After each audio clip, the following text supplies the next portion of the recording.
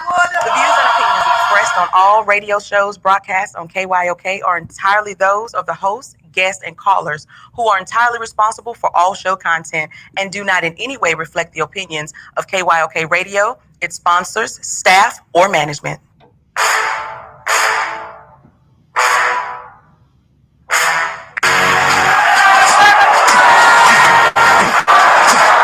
When you walk out on that field today, ask yourself this question. What time is it? Game time! What time is it? Game time! What time is it? Game time! What time is it? Let's go! We made it! We made it! We made it! We made it! I'm going to the house! I'm going to the house! When I step on the field, I send one message.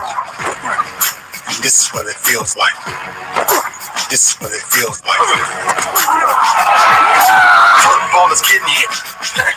That's it. It's gonna be football now. What time is it? Game time. What time is it? Game time. What time is it? Game time. What time is it? It's hot now. It's hot now. It's hot. We made it. I'm going to the house. I'm going to the house. We're talking about the Jets like we're talking about the Saints. You know, all this trying to be the Miami Heat of football. Yeah. The bottom line is you got to buckle up your chin straps. It's embarrassing. Yeah. Don't disrespect the game like that. There's too much crying from him. He's a man. They can be hit just like us. He's a man. You already make the big money. He's a man. Don't cry when you step on the field, man. That's war I did. When I step on the field, I send one message. This is what it feels like. Oh, my bad. Your bad don't work in my world. What time is it? Game time. What time is it? Game time. What time is it? Game time. What time is it? Let's go. Let's go. Let's go. We made it. I'm going to the house. I'm going to the house. It's a wrap. Game over. Now this game is just getting started right here on the lunch break on the legendary KYOK and the all-new 92.3 FM. I'm AJ Jones. I've got David Grubb, host of Hard in the Paint, joining me on the show. And David, you recorded your first own podcast of Hard in the Paint earlier today. Tell us how it went, brother. It's fantastic. It's a new medium, so it's going. I'm going to learn the pacing a little bit. It's not the same as radio. No breaks. No. I think it's a good episode. I think it's a really good episode. We touched on a number of topics with my guest Marlon Favorite, who won a national championship at LSU and a Super Bowl with the New Orleans Saints, and is still very active as a commentator and podcaster himself. So we talked a lot about our concerns about amateur sports, which I'm sure we'll talk about today as well. We hit on name changes. We hit on just about wherever you could, we try to keep it current. We try to keep it fun. And so today was day one. And I said this on the podcast. If this is the bottom, then I'm really excited about where the top could be. I know that's right. So look, started on the bottom. Now we're here, brother. Started on the bottom. Now my whole team is here. Tell everybody where they can go ahead. Oh, it's just everything is live. So you can, it'll be, the podcast is right now on Podbean. So you can download that app if you want to listen to it immediately, or you can go to the website, Podbean, podbean.com. Okay. I'll put the link in on the, in the chat as well. Okay. But you can get to everything from my website, hitpwithdg.com. You get links to the podcast. You get a link to the store, which I tell you should check it out. We added some new items over the weekend. There's stuff for men, women, kids. You can customize it any color. You can add stuff to it, make it personal. So check that out as well. That goes to support the show. And so it's all up there. Everything I've ever written, every TV show, every radio appearance, they're all going to be on the site. So I invite folks to check that out as well, and just continue to thank you for the support. Absolutely, man. I'm telling you, we believe in you like crazy. It's funny that you talked about the merchandise being on the site. There has been a run on the Washington merchandise from the NFL team in D.C. I mean, there is a run on it because the word on the street is today is the day that they will be retiring the name that I haven't said in years because, anybody in their right mind knows that one it's not something you need to be saying in 2020. But you got those folks that just go hold out all hope. In fact, several longtime members of the staff got let go inexplicably this week. One was with the staff for 14 years in the scouting department. Another one had been promoted out of the scouting department, but had been there for 10 years. That tells me it had something to do with this name. It just does. I could be wrong, but I doubt it. Washington going to retire the name and introduce the new name of the team going forward today. Are you surprised that it happened that quick? I don't think they're going to announce the team name today, but they did officially in their press release. They did officially announce that they've retired the name, but they did it on a press release that had the name and the picture still on it. So I don't understand why. It's like you can't take the insult back while you're doing the insult. But it just further says that they don't get it. It just further says that they don't. They're doing it because FedEx and Amazon and Google and Pepsi and all those folks say we're done with y'all if y'all don't do it. And they want to get into DC. And they want to get back into DC. They need to be in DC. They know that. They know that's where the money is. And so I think the firings are just something typical Dan Snyder. You hide it underneath something that's going to get bigger attention.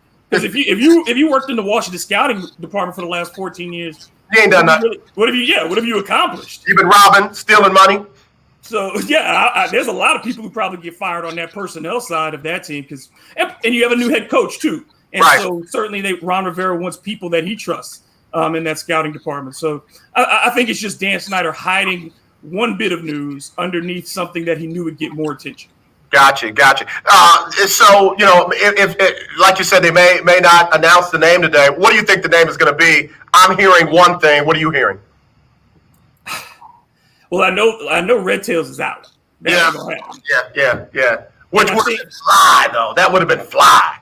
They ain't gonna make no team honoring black people in this. Come on, man. Honoring black people? That ain't gonna happen. No, that's not gonna happen on the team. That's not gonna happen on the team.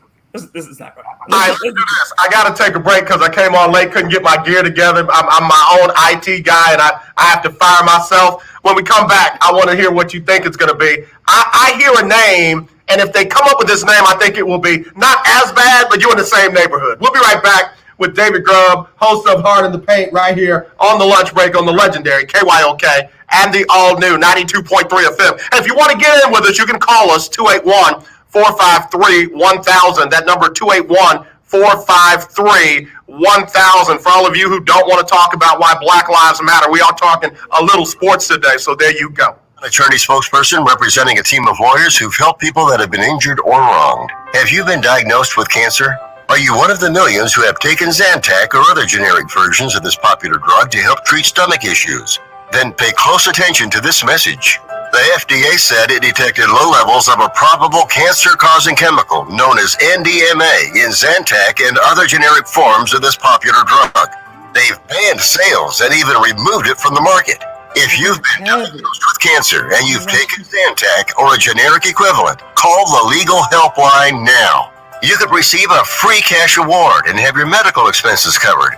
And there's no upfront cost to you. They only get paid if you win. So please call now. 800-251-7816. 800-251-7816. 800-251-7816. That's 800-251-7816.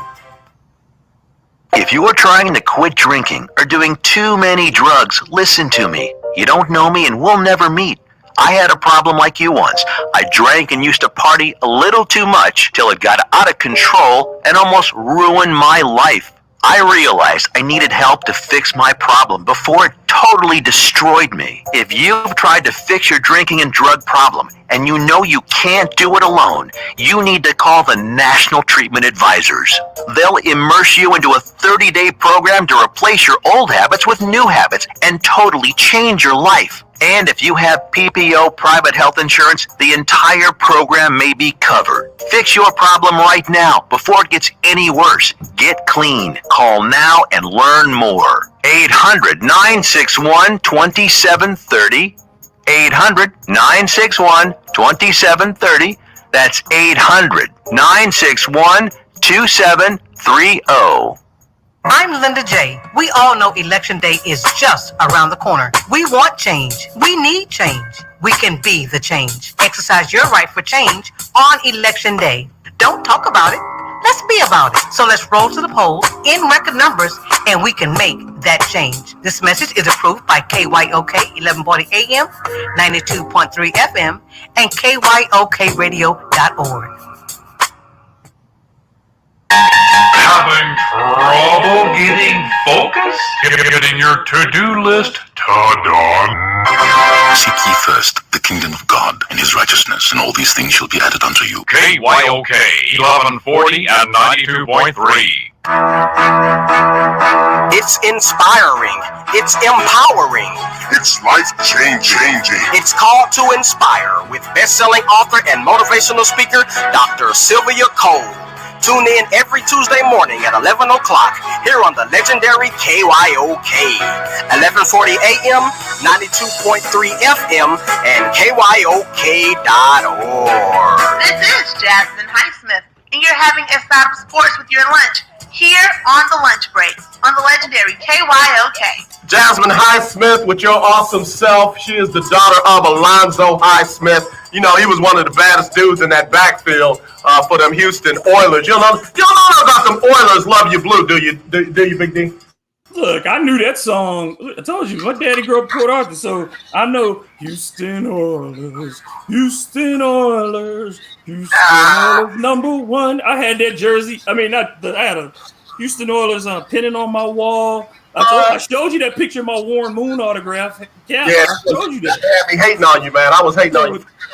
The House of Pain was my thing, and I know about look. I saw Earl Campbell's last game when he was traded to the Saints and wearing number 35. So I have some love for the Houston Oilers. I got to tell you, man, Alonzo Highsmith coming out of the U to the Oilers and doing great things. I'm trying to see who just picked him up. Now he is assistant Seattle Seahawks just picked him up. Assistant general manager over there, so we rocking with Seattle now because I feel like I'm a Highsmith brother that they forgot about. I'm like not Randy, not Marlon, not Tito, not Jermaine. I'm Jerome. Yeah, I got you. Yeah. So we were talking about the name change up in D.C. and they retired the name. That one, the one associated with a color of the indigenous people's skin, and just crazy. Yeah, just crazy. What are you hearing though? Give me some now. We know it's not going to be the Red Tails, but what are the favorites that you hearing from your sources? Warriors. They want to leave that the old retro helmet with the spear on the side, and they don't have to change the colors. They already own those trademarks. That's the one. Is that the laziest can be? Is that any better? Did they do anything if they go to Warriors from the unmentionable? No, because you're still characterizing a people based on something that isn't who they are. And I don't think it's still you're still gonna see people dressed with headdresses coming to the stadium. You still gonna see people doing war chants in the stadium and painting their faces. So you have solved nothing. So right. You took the slur away, but it's just like saying you changed it from the N-word to color. That's what you've done. You tried to make it polite racism. So no. Don't work for me. That I have the exact same sentiment. And this run on the merch is all about what you just said. We're still going to wear our insensitive, racist, bigoted merchandise into the stadium, and no matter what you call them, this is who we're going to be. And I just think it's, it is beyond a sign of the times. It is that defiance that, if I don't think it's offensive, or if it's not offensive to me, and my one Native American friend or my one, something or other friend doesn't have a problem with, then nobody else should. Nobody else should. Yeah, but you don't get to decide how other people define themselves. That's like if somebody said put up a statue for you and did it any kind of way they felt like it and said, I'm honoring you. If you don't like it, it's not an honor. If I don't appreciate it, if I don't want it, that's no honor.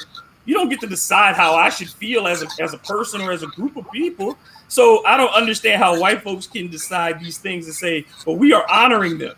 You honor them. Again, the history of this country shows that you didn't really care for them that much and you don't now. So unless you're to honor them really is to bring them back into society, in a meaningful way. And they ain't give them their land back. How about that? Yeah, you want to honor them?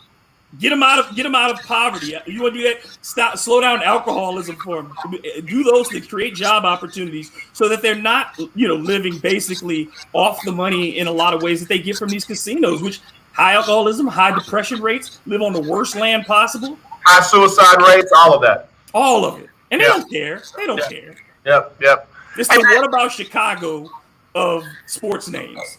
Bruh, please don't get me started. I'm trying to be nice today. I went off on Friday. Folks were worried about me. I had people literally in my inbox, are you okay?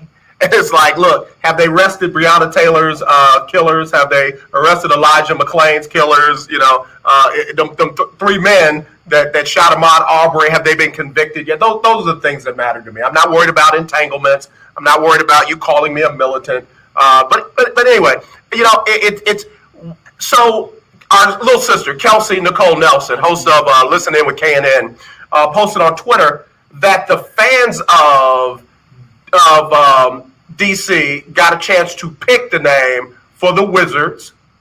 Mm-hmm. And there was one other, the Ravens. They got a chance to pick the name for the Baltimore Ravens. Why can't Dan Snyder, do something other than talking to people who are as nose blind and as colorblind as he is? Because I think, in those circumstances, what you had was time. And you typically it takes like 2 years to change logos and trademarks. It's a process. But they're trying to get this done before the season starts. Yeah. So I think that falls on. I mean, we had a similar thing here in New Orleans when the Hornets switched to the Pelicans. That wasn't the most popular name, but the Benson family had bought that trademark years before. So it was we knew it was pretty much a done deal, that there was going to be no input from the fan base, that Tom Benson had bought a name and he was going to stick with that name. And so I think there are probably some trademarks that Dan Snyder already owns as backups that he probably, you do that. A lot of teams do that. And I'm sure that to expedite the process, he wants this done as quickly as possible. And that's why I think, because they're keeping the burgundy and gold, because they don't really have a lot of time, that he's just going to pick the name that works the fastest way possible. Though you and I both know they could survive a year wearing the burgundy helmets with no logo that they've worn as throwbacks. Right. You can survive the year as the Washington football team in this situation right now. Yep. And you can make it. You can just put Washington football across the top, or DC district football, whatever it is, and you can make it for a year while you try to figure out the right name. Go Penn State on them. Take the names off the back of the jerseys, put a blue stripe down the middle of that. You don't even need those the burgundy helmets that they had during throwback. They're good looking helmets. The colors ain't the problem. Right. You know what I mean? The colors ain't the problem. It's just change the team name and change the logo. But you can go sans logo and it would look cool. The Browns did it for a number, still do it. And then I mean, they changed it too much to me, but I mean, it works. We see Syracuse, Penn State, like you said, a lot of teams do it without a logo, and I think that they could do it for a year with those throwback uniforms and look just fine. David, for the people that don't get it, I mean, just don't get it. Like, everything's snowflake and, libs and Antifa and, all of this. Why does this matter, and why does it matter right now, aside from they want to get back into D.C. In a newer stadium? It matters, first and foremost, for representation. It's America has been shaped by a small group of people as far as what we think the ideals of this country should be, what we should value and what we should not. And a lot of us, blacks, women, Indians, whomever, have had our stories told through someone else's lens. And at this point in history, and this is not the first time, because a lot of those Native groups have been doing this for 25, 35, 45 years, trying to get these names changed. But now, because of the economic pressure, then you see these things. But it's still, to me, the question on the economic side, it's the benefit to those people. That's what they're looking at. Mm-hmm. Are they going to get hurt financially? But for the people involved, the people who it matters to, we want to tell our story our way. Mm-hmm. And we want to be able to present ourselves, and then you can decide what you think. But if you're telling my story, telling me who I am, and then when I rebut, you say, I already know who you are, then that ends the conversation right there, and it marginalizes us even further.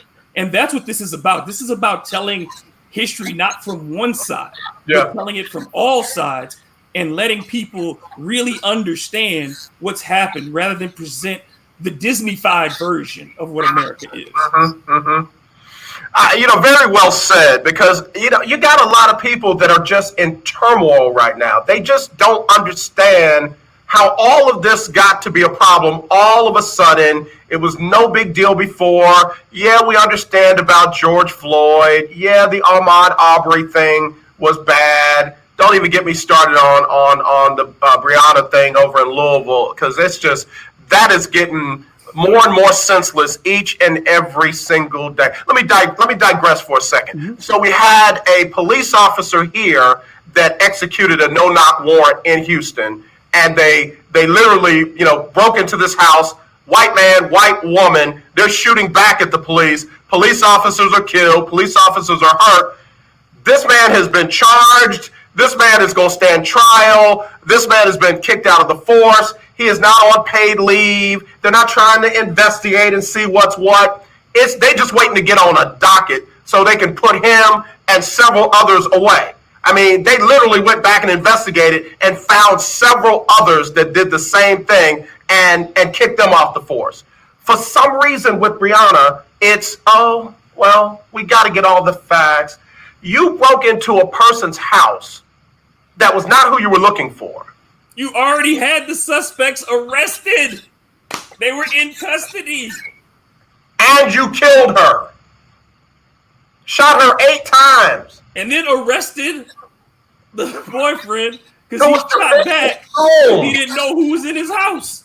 And I'm sorry, everything that the Second Amendment's supposed to be for, the Castle Law is supposed to be for, Stand Your Ground is supposed to be for, none of that matters in this case, and you still have people walking around free with no problem. And people are, hey, buddy, what's the problem? I don't get what's going on with you people. Why are you all of a sudden all up and operate? Can't we all just get along? Kumbaya, my friend, kumbaya. But this is, again, when everybody says, why is this important now on all these things? Why are y'all talking about this now?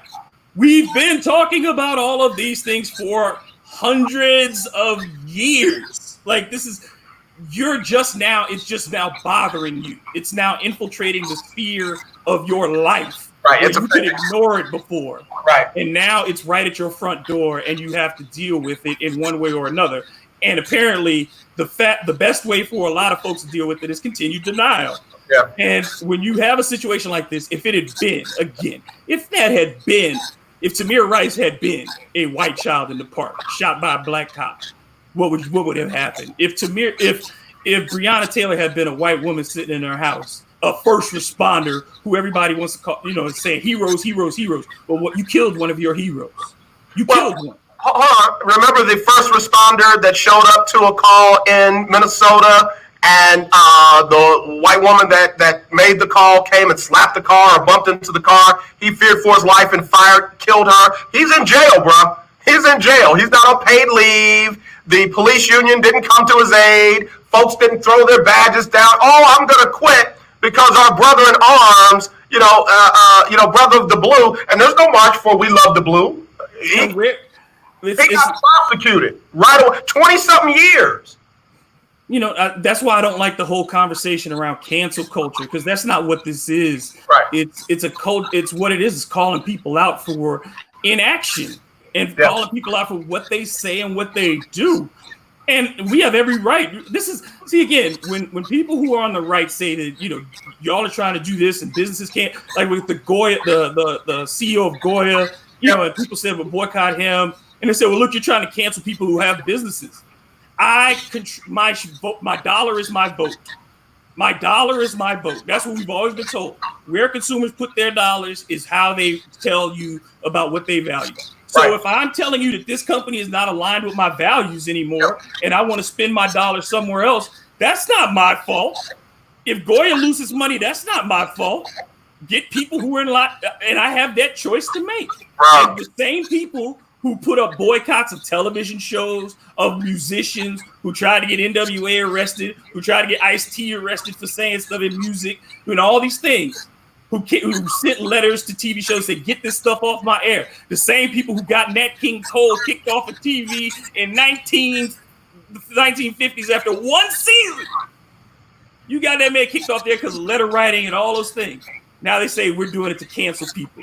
You canceled real people who were doing nothing illegal or nothing immoral, but you canceling it. Now we trying to tell people you don't align with our values. You're not moving our agenda forward. We can't work with you. Right. Clarence Thomas's wife wrote the mayor of their city to tell them to pull down the welcome to the town and wear Black Lives Matter. She don't want that on her town. She don't want that on her town. She don't need that on her town. So where Clarence Thomas stands on a lot of things. And what's interesting, I would say this is a quick anecdote. When I was at Wake Forest, we had some friends. We did a group project, and we did a story on we did a project on the leading Black conservatives at the time. So it was Alan Keyes, Clarence Thomas, and who else? I'm thinking about Larry Elder, and there was somebody else. So we were talking about these voices. The only one we could not figure out what his motivation was. We couldn't find anything that made sense in everything that he did was Clarence Thomas. He was the only one that we could not. In our conclusion, we were like, we have no idea how to explain this guy. That's crazy. Well, he ain't changed. He's been consistently inexplicable. So, David, that being said, a couple of guys in the NBA down in the bubble have said they're not going to wear the social justice phrases that the NBA approved. The NBA approved 29, and they said, here, these can be your causes, and you can put them on your jersey, and kumbaya, and just like Madonna's son danced away racism, you can wear away racism, and oh yeah, we're going to paint Black Lives Matter on the side of the court, so that'll make racism go away. LeBron James and Anthony Davis both say, nah, we're not going to do it. What we're doing off the court will speak for us more than what we wear on our jerseys. Heard a reporter on another station say that was a snub and a slap in the face to the NBA that's trying to do so much to help their cause. First of all, again, I don't like it when people say their cause. This is an American issue. It's all of our cause. This is not political. There's only the right side of this and the wrong side of this. So I refuse to even deal with people who say it's their cause. Right. But I'll say this. And those were her exact words. Mm-hmm. Their cause. Go ahead. So, there's so much to mix in with this. Number one, you had LeBron saying he wasn't consulted on this and stuff like that. So whatever that means. Anthony Davis, I have enough experience with him to know that Anthony Davis gonna follow LeBron's lead. All right, David, don't say that. He'll do if LeBron's doing it, Anthony Davis is doing it. Same agency. Has Anthony Davis said anything during this time? Have you heard him make one statement? Have you? I'm just asking the question. Have you seen anything from Anthony Davis during this? David, he's social distancing. Anything. Nothing. Okay, not a thing. Let's push Anthony Davis to the side. And let's deal with just the issue itself. I don't like what the NBA is doing in that regard because, first of all, you're making me choose what I want to do. And I think that puts people in the awful position of who do you leave out? You know what I mean? Like, if you put a name on the back of every player, if you put a slogan on the back of every player, we ain't even scratching the surface of the amount of people we need to be remembering. Right. So that part, bothers me. Putting Black Lives Matter on the court means nothing. Putting Black Lives Matter, look, what you do in an ad between timeouts, what you put on the little screen on the sliding thing on at midcourt, Right. what you put on the back of these jerseys. Right. What does it mean? Because are you going to sell these jerseys? Which to me commodifies the movement, and I'm not for that at all. Right. And then the second part of that is who's going to look at it? Right. If I'm there and I'm only watching the game to watch the game, those messages mean nothing to me. Right. If I'm black and I'm already on the side of this, I don't need it. You're giving me something I don't need. Correct. And if I'm against it, there is no amount of imagery that you're going to slap on that court that's going to make me for it. So until I see the real action, and those things happen in the rooms again that we have no access to, in the halls of Congress, in state legislatures, in business meetings that you and I will never get into. Yep. That's where the NBA owners and the commissioner need to exercise power. Don't put stuff on the court. Tell me what you're going to do in a real detailed plan. Otherwise, you're just putting on a show. David, you bring up some good points. We got a caller. I want to go to the caller, but before we do, it's not like a police officer. Let me help the blue out. A bad police officer, one of those ones that say we don't have anything to do with. It's not like he or she is going to look at that jersey and say, "Oh no, I'm not going to tune up the next black person that I stop. Yep. I'm going to all of a sudden treat everyone equally because I see Black Lives Matter." It's like it's not some kind of kryptonite. It's not some kind of mind control that it's going to get into somebody's psyche and all of a sudden they're going to be better people. It's pageantry. They're just placating the situation. Let me go to the phone line. Hello, you're live on the lunch break. Who's this? This is El Michelle. Hey. How y'all doing? Doing well. Well, you guys have said it all almost, and I just wanted to say this. I'm tired of pacifiers. What do you do to a crying baby when you don't have time? Give her a pacifier. And this is all people are doing with all this. We'll allow you to wear this phrase. We'll allow you. Oh, we'll give you this for now. Because we need to get back to what our real agenda is, which is back to the dollars. I'm tired of the pacifiers. And the people who can see through it, like some of the players you mentioned, are not having it. We're not having it. None of us are. It's not the time for that. Yeah, El Michelle, I think you bring up a good point with the crying baby. It's almost like they're sticking the pacifier of the words on the back and the side of the court and all that in the player's mouth. And what comes after that? Now shut up and dribble. And fuck. Yep. Yeah. That's it. That's all I wanted to say. I'm not with it. I'm not with the pacifier. El Michelle, we appreciate you as always. Thanks for singing happy birthday to John Foster on last Thursday. You made his day. Absolutely. All right. Say it again. I said, I'll talk to y'all later. I'm still listening. All right, thanks, El Michelle. We appreciate it. One of our faithful lunch breakers right here on the legendary KYOK. David, let's take a quick break. We'll break her comments down when we come back because she brought up a good point. Very good point. We'll take a quick break. If you want to get in, 281-453-1000, 281-453-1000. It's the lunch break on the legendary KYOK and the all-new 92.3 FM. I am a non-attorney spokesperson representing a team of lawyers who help people that have been injured or wronged. If you've been involved in a serious car, truck, or motorcycle accident or injured at work, you have rights, and you may be entitled to money for your suffering. Don't accept an offer you get from an insurance company until you talk to a lawyer. And we represent some of the best personal injury lawyers you can find. Tough lawyers that will fight to win your case. And they're so good they stake their reputation on it by only getting paid if you win. So if you've been in a serious car, truck, or motorcycle accident or hurt on the job, find out today for free what kind of compensation you may be entitled to. Call the legal helpline right now. 800-547-4170, 800-547-4170, 800-547-4170. That's 800-547-4170. This is a potter's field. When people can't pay for their funerals, they are buried here It is a lonely, desolate place, littered with unmarked headstones. No one visits. No one leaves flowers. But it doesn't have to be that way. For as low as $1 a day, you can ensure your family will have the money to pay your funeral expenses. We offer burial insurance plans that pay up to $30,000. Considering the average funeral costs more than $10,000, that's peace of mind for your family.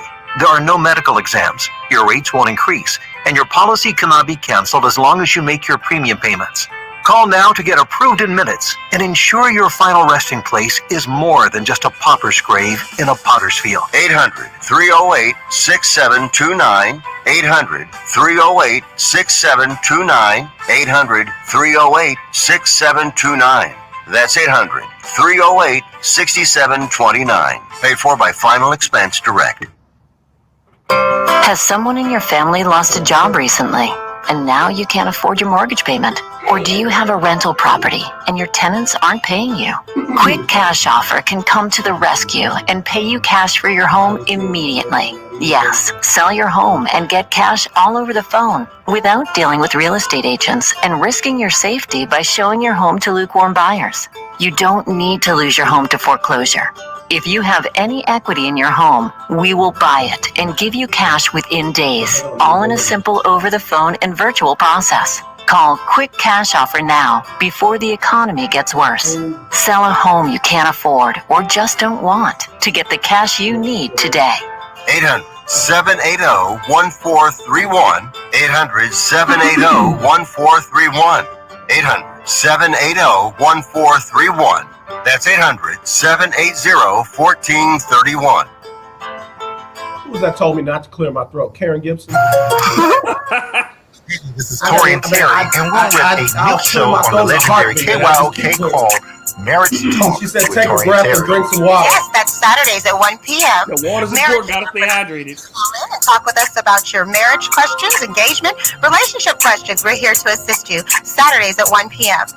And that's on the legendary KYOK 1140 AM and 92.3 FM. Talk to you then. Hey, you want some sports with your lunch? Well, tune in to the lunch break at the lunch break, and I'm Raven Rogers. All right, y'all. Hey, listen, go have Raven Rogers on the show in the very near future. Talked to her earlier, and she's going to be coming on the show. For those who don't know her, she's a 4-time 800-meter indoor and outdoor champion at the University of Oregon, running professionally overseas, and she's back in the States now because the University of Oregon just unveiled this huge tower that overlooks the track that she set many of their records and all that. And guess who's on it? Raven Rogers and other runners. Right here from Houston, Kincaid High School. She says, I got my first job at KYOK, so on the lunch break. So we gotta give her some love. She'll be back on the show hopefully later on this week, and I want y'all to give her some love when she comes on. All right, David Grubb, before we break down what El Michelle said, which was amazing, let me get another one of our longtime lunch breakers on. Lady Annette, you still there? I'm here. David, Annette is a big Philadelphia Eagles fan. In fact, I call her the biggest Philadelphia Eagles fan I know, but I know that's not why she called. Since when? Since what year? Since what year? Yeah, what year? Who's your first Eagles player that you were like, that's my guy? Okay, my favorite Eagles player is the free safety, retired Hall of Famer, Mr. Dawkins. Okay, Brian Dawkins. Okay. Brian Dawkins. All right. That is my favorite. All the way back. We talking. I could go talk Harold Carmichael, Ron Jaworski. We go all the way back. Joe Pisarcik, Herm Edwards. All that stuff. The Randall Cunningham years. Did Randall just get a job as a pastor with a team? I think Randall just got a job. He's a chaplain. Yeah, he's a chaplain. Yep. Well, I remember when Randall was playing, and Reggie was playing, and but I really wasn't into football until I became a nurse, and all the ladies that I worked with, they had season tickets to the Eagles game, they had season tickets to the Phillies game, and they were like, you got to get with this. if you're going to hang with us, you got to get into your sports. So that was around early 90s when I really got into it. Yeah, you can still hear that Philly accent too, Annette. I just wanted to let you know that Philly accent started coming out at you. I thought we were going to go get a cheesesteak somewhere. It's fine, but let me say this. I love this show because how the ladies represent. I remember when Ashton was on there, yeah. Raven was on there. I mean, I love to hear from Bash Pie. Yep. And like Shirley Walker King. Yep. And Valencia, and just all the different ladies. I know you had Cheryl Swoops on. I listen. I just can't always call or whatever, but that's one of the best things about this show. The ladies get to represent, and they know what they're talking about. Absolutely, Annette. We David and I both work with some sisters that are the baddest in the business, and I'm not talking about the baddest sisters in the business. They are some of the best journalists, broadcasters, announcers, TV folks. I mean, and the athletes know it too. Mm-hmm. So a lot of times the athletes will do their general interviews with a big group of people, and then they'll go one-on-one for extended time with some of these amazing journalists, broadcasters, and TV folks that just happen to be ladies. Yes, and I can't forget to shout out to Miss Tiffany Parker when I first came down here. She was doing the lunch break with you, and that's one of the reasons why I really got, hooked on to listening. My very first show, sports talk show called Faith in Sports, Tiffany Parker was my co-host. And they started calling her the People's Champ because nobody knew sports like Tiffany. And what they didn't know was Tiffany's an agent. She's represented several players in the NBA and what have you. So when I got the opportunity to do the lunch break, guess what? I put a call in to Tiffany, said, yo, girl, you got to come out of retirement. They need the People's Champ to come get your belt back. So I'm glad you called her out because she listens a lot, too, like you, and, is unable to call sometimes. So I kind of called because I agree with David, because when you were talking and you were saying they and them, I'm like, well, who is that? If everybody's talking about being uniting anybody, then the words them and they kind of got to go away, because if you keep that up, you won't unite anybody. As far as the NFL, I mean, they need to do better. Everybody says they're taking these baby steps, but this has been going on too long to take the baby steps. None of this is new. I mean, it's been going on as long as sports been going on.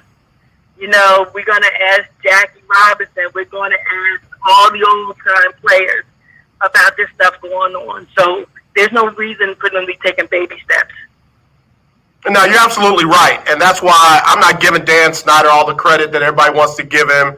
I'm not giving the NBA all the credit that everybody wants them to have about the social justice stuff and the painting on the court, and I'm definitely not giving the NFL all the credit that they feel like they're going to get because they're going to play Lift Every Voice and Sing the first week of games. So, I mean, all of that stuff, none of that stuff is going to make any changes in the places that it mattered, in those streets. Roger Goodell, call the president, call, the head of the Senate, call the head of, call William Barr, call people like that and make meaningful change. You got their numbers, Adam Silver, you got their numbers, Rob Manfred, you got their numbers. Make those kind of moves instead of these, placating moves and trying to, like El Michelle said, put pacifiers in our mouths. And that's so true.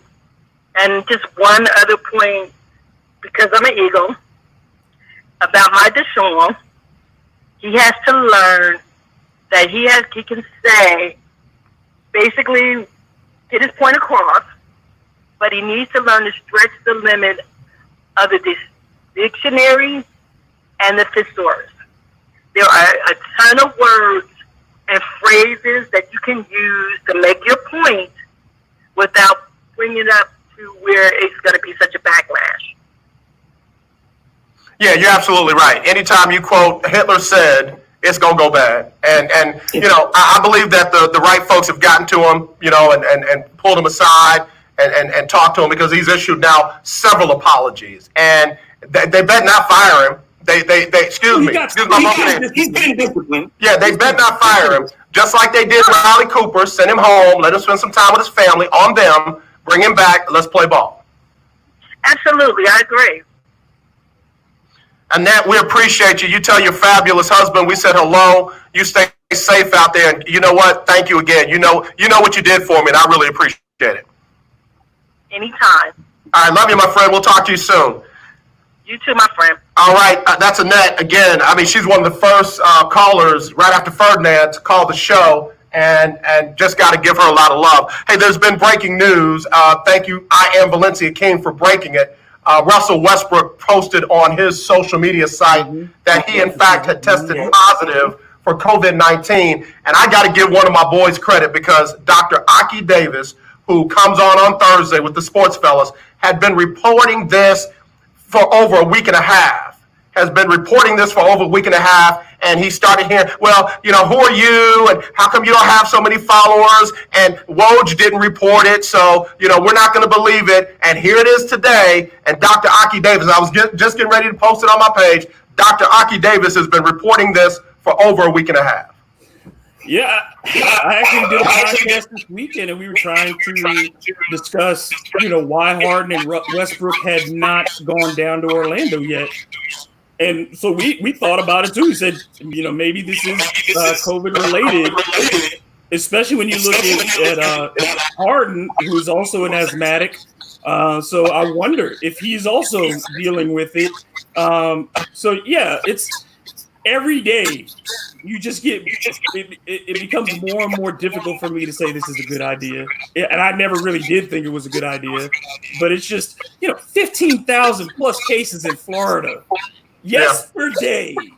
And 12,000 reported today. Over 12,000 reported today. And we ain't done it today. My point. I mean, so it's just, it gets harder and harder for me to think that this is going to happen. Again, you look at the Lakers now, and even without coronavirus, Rajon Rondo breaks his thumb, he's gone. So it's like, why are we doing this, man? Why are we doing this? Because we got to have sports. We got to be able to get away from my life for a couple of hours. And football. Texas high school. If Texas high school football can get canceled, you can cancel anything. What's crazy was today was the day that they were supposed to officially start working out. Hey, if Texas can cancel high school football, there's nothing that cannot be canceled. No. All I'm telling you is, man, this is. I'm, you know, call me one of those kids who keep it, but why? What is it going to take before somebody like Adam Silver, somebody like Roger Goodell, somebody like Rob Manfred, Gary Bettman say, we're going to wait. We're going to wait. Russell Westbrook. Russell Westbrook has it. You know, James Harden had to quarantine because he and Russ are like this. So is it going to take one of them to die, or what's it going to take? I don't want to be the commissioner. I don't want to be the university president, the athletic director, the head coach who has to come out and step out and talk about a player being dead because of this, or a player being severely injured because of this, suffering irreparable harm to their career. To me, if you don't have the science to back up why you're doing what you're doing, and all you're saying is we're going to do the best we can, no, I wouldn't accept that for my friends. I wouldn't accept that for my family. I wouldn't accept that for my children. I wouldn't accept that for myself. So why are we putting these people, again, non-essential people, why do we think it's okay to put them in danger because of the money that they make? No, that's not a reason why. That's an even more reason for them to stay at home, because they can likely take the hit. So if there's no justifiable reason other than I want this to do it. Man, again, if this isn't enough to make you pause, and I mean it, the people that keep, but the mortality rate is dropping. How many more people have to die for you to feel like it's worth it to slow down? Nobody, not even saying stop. just slow down until the thing can be figured out a little bit better. But we gotta have sports. We gotta have, hundreds of thousands of folks had positive cases. Millions of folks had positive cases, and you got Mitch McConnell calling Rob Manfred to see if we can get baseball going again. You didn't have anything else to do? I mean, the thing to me is there are so many other workers, businesses that need the attention that we're trying to give sports right now. Think about all the small businesses that are going to go under during this time. Think about all the workers they're still doing evictions on. People who are still getting evicted right now out of their apartments, out of their home, can't pay their water bill, can't pay their electric bill, and they're having these things impact them in a negative manner. And we're worried about sports leagues? Man, the money that we could be spending, the $150 million that the NBA spent to set up and to get 6 barbers and all this and all these things down there. What could have $150 million done for testing around this country? What could the money that you're spending to create this thing so you can get TV revenue that you're going to get back next year, that you're going to be able to survive this few months? When all that our resources should be diverted right now to helping those who are in the greatest need and making sure we prop them up. The waiters, the waitresses, the grocery workers, the cab drivers, all these people who have been impacted, teachers who are getting ready to get asked to go back into situations that they don't feel comfortable with. But there's no support for that. We can't find the support for that.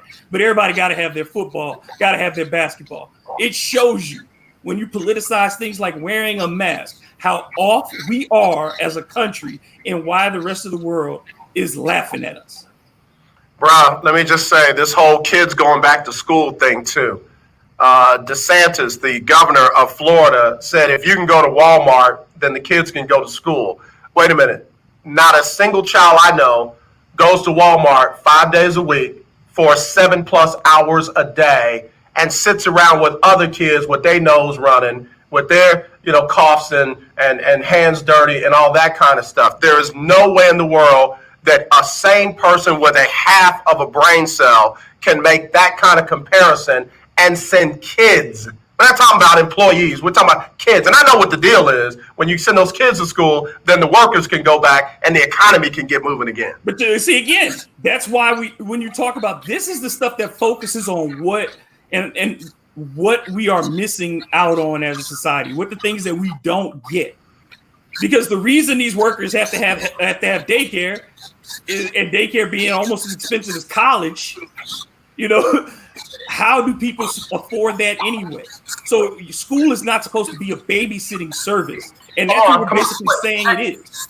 David, hold on. Let me hit the top of the hour. 1140 KYOK, Conroe, Houston. The legend continues. The views and opinions expressed on all radio shows broadcast on KYOK are entirely those of the host, guests, and callers who are entirely responsible for all show content and do not in any way reflect the opinions of KYOK Radio, its sponsors, staff, or management. All right, we're back here on the lunch break on the legendary KYOK and the all-new 92.3 FM. It's Media Monday. AJ Jones along with David Grubb, host of Hard in the Paint.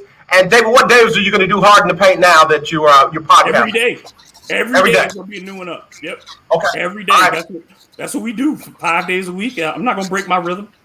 I know that's right. So, yeah, you'll be able to check that out. He's going to drop the link on us. I want y'all to follow him, and let's get behind our brother. And then if you just tuned in, breaking news is Russell Westbrook, point guard for the Houston Rockets, has posted on his social media site that he had tested positive for COVID-19, which explains why no one had seen him since, I want to say June 3rd, somewhere around there. No one had seen Harden since June 22nd working out, and both have been quarantined. But we now know that Russell Westbrook had tested positive. And again, I got to give love to Valencia King for dropping that breaking news while we're on the show, and for Dr. Aki Davis, who writes for the Houston Rockets, for breaking that news over a week and a half ago, that was the case. And, when they didn't travel, he was on top of that. Again, like I said, one, if not both of them, have tested positive. And everybody was giving him grief because he didn't have a big following on Twitter. He didn't have a big following on Instagram, but he proved to be right. Now, I don't want to hear about Woj. I don't want to hear about, any of these other folks, because I know for a fact who dropped that one, and that was Dr. Aki Davis. So got to give him some love. And David. Oh, I was just saying, there's another NBA player who was cited today for breaking the bubble and has to go 8 days into quarantine. So you ain't even been there a week and the bubble's been broken. David, stop talking about our Rocket players as if we don't know who you're talking about. Bruno Caboclo got some kind of way, got out of the secured area of the bubble. And I'm sure all kinds of alarms went off, and they sent out the drones and the paramilitary guys with their Humvees and what have you, and they were trying to bring him back in, and he went Jason Bourne to go get him some, I don't know, crushed ice. We don't know, but of course it would happen to be one of the members of the Houston Rockets, one of the newer members of the Rockets. I mean, he's not going to be the first. I mean, he's the first, but he's not going to be the last. It's going to happen. This is the nature of human beings, to test the limits, to see. It doesn't matter if somebody tell you the iron is hot. There's somebody who's going to test it.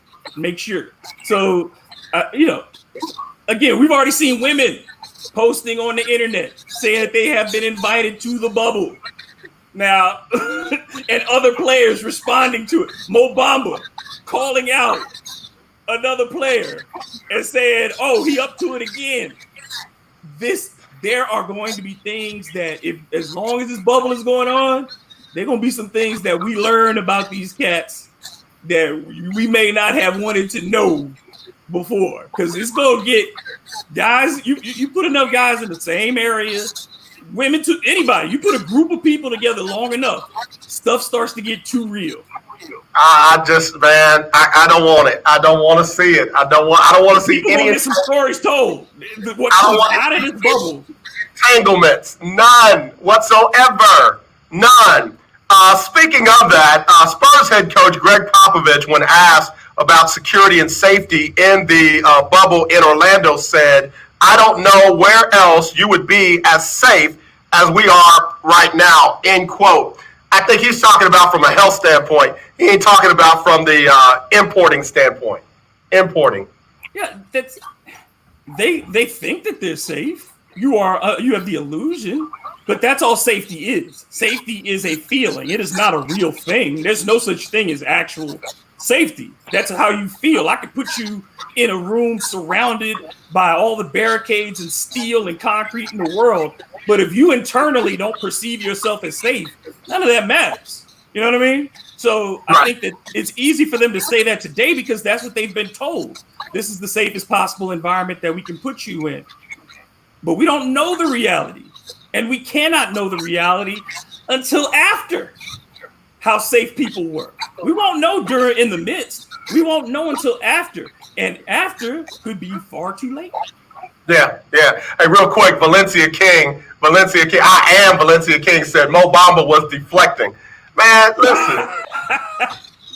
listen, man, I'm serious. I feel like I'm about to be AJ with the T. I feel like I'm going to have to get one of my interns to do a segment as the bubble turns or something like that. There's Bubble Tea is a hashtag. Follow Bubble Tea. And I think there's a Twitter account called Bubble Tea as well that is going to spill the tidbits.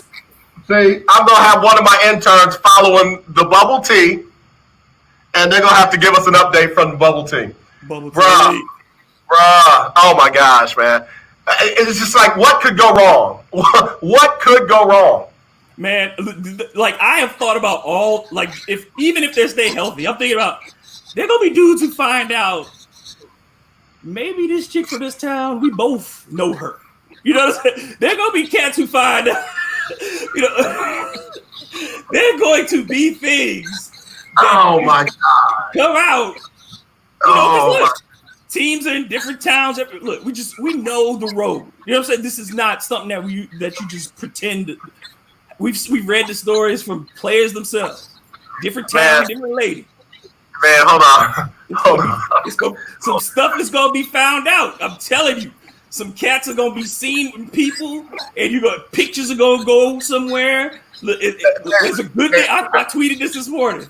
Nope. The best thing about the bubble is that D'Angelo Russell ain't up in there.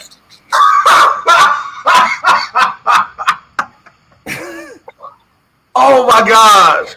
Because D'Angelo and what's the other guy? Causing a younger marriage. I'm saying, so him and Brown, the wide receiver, they like the video and then post the videos. Mm-hmm. You can't have dudes like that. You just can't have. But you know what? When you were talking, I went old school in my head. Why did I hear the Beastie Boys? She's crafty. Why did I hear Beastie Boys? She's crafty. I'm sorry. And I'm not gonna look. And the reality of it too is, we ain't just gonna say she. That's just, the reality of it. And you talk about this, the privacy of this. We finna cancel the show. Y'all have a good rest. I'm dead serious because it's not been that long since Jason Collins came out. It's not been that long since. But in this situation, there are the numbers suggest that somebody, and so people who have privacy, people who are used to that level, a certain level of privacy, phone call, anything, FaceTime, somebody's life is going to get exposed in a way that they don't want to, whether it's relationship-wise, whether it's something they do on the side, gambling, drugs, something is going to come out because you have a lack of privacy in this situation. Ooh-wee. Ladies and gentlemen, this is David Grubb, host of Hard in the Paint. Now you know why he got the name Hard in the Paint. It is an applicably named show. Man, I hope on everything I love that it don't go down like that. It don't go down. On everything I love, please let whoever is about to be exposed not get exposed, because we'll never hear the end of it. I don't want it. I don't want people's. That private life is your private life, but we also know people are nosy, and people will do. You think there aren't people getting paid right now to infiltrate photographers, paparazzi, that they've been offered however much money for pictures from within the bubble? Oh, come on! It's gonna be there. Somebody is paying a Disney worker. If somebody's gonna do something, something's coming out. That's what I said. Something's gonna come out, and young players in particular, don't know how to shut up. And so there's gonna be some DMs that get screen captured and things like that. It's gonna happen. It's just a matter of time. I'm glad I ain't going down there, because if somebody say, "Yo, did you hear?" I don't want to hear it. I don't want to know. I don't want to. Listen, did Breonna Taylor's people get arrested? I need to know that. Yep. And what's crazy is, you're absolutely right, David. You're absolutely right. Everything that you're saying is 100. It's 100. We know how it goes. Look, they say it's only a secret if only one person knows. Right? Everything beyond that, it ain't no secret. So I just think that we're going to see a lot of things that just people being people, and this is the one that's going to be the hardest, because it's so few guys per team. It's so much easier for you to be in a group. You can't hide on a 53-man roster like in a football team. You can't in a baseball clubhouse. The most segregated thing you will ever see is a baseball clubhouse. And those dudes don't talk to nobody. So, but the NBA is all about talking to the folks. It's about being with the people and doing my live stream. And cats are going to be saying things and doing things that they're not ready for this. That level of maturity that it takes to keep things inside. Look, this is a young league with a lot of dudes with big mouths. Man, I'm looking at my sports stuff, man. I don't even want to talk about it. We're gonna take a break. Can we take a break? Because that is too much, David. It's too much. David Grubb, host of Hard in the Paint, going hard on the lunch break, right here on the legendary KYOK. If you want to get in, hit us up, 281-453-1000, 281-453-1000. Oh my goodness. You can text us 832-403-5005. That's 832-403-5005. Let me catch my breath. As Kimberly Armstrong would say, let me fix or find my wig. I'll be right back after this on the lunch break. Listen, It's gonna be so sweet. I am a non-attorney spokesperson representing a team of lawyers who've helped people that have been injured or wronged. Have you been diagnosed with cancer? Are you one of the millions who have taken Zantac or other generic versions of this popular drug to help treat stomach issues? Then pay close attention to this message. The FDA said it detected low levels of a probable cancer-causing chemical known as NDMA in Zantac and other generic forms of this popular drug. They've banned sales and even removed it from the market. If you've been diagnosed with cancer and you've taken Zantac or a generic equivalent, call the legal helpline now. You could receive a free cash award and have your medical expenses covered. And there's no upfront cost to you. They only get paid if you win. So please call now. 800-251-7816. 800-251-7816. 800-251-7816. That's 800-251-7816. If you're trying to quit drinking or doing too many drugs, listen to me. You don't know me and we'll never meet. I had a problem like you once. I drank and used to party a little too much till it got out of control and almost ruined my life. I realized I needed help to fix my problem before it totally destroyed me. If you've tried to fix your drinking and drug problem and you know you can't do it alone, you need to call the National Treatment Advisors. They'll immerse you into a 30-day program to replace your old habits with new habits and totally change your life. And if you have PPO private health insurance, the entire program may be covered. Fix your problem right now before it gets any worse. Get clean. Call now and learn more. 800-961-2730. 800-961-2730. That's 800-961-2730. I'm Linda J. We all know Election Day is just around the corner. We want change. We need change. We can be the change. Exercise your right for change on Election Day. Don't talk about it.